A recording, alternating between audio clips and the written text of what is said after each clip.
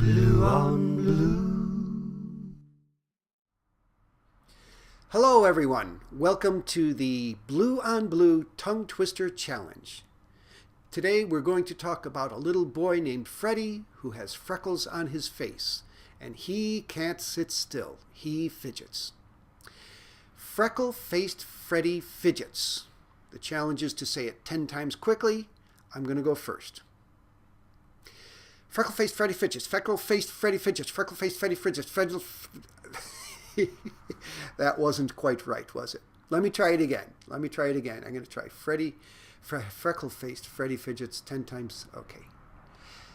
I better go a little bit slower, huh?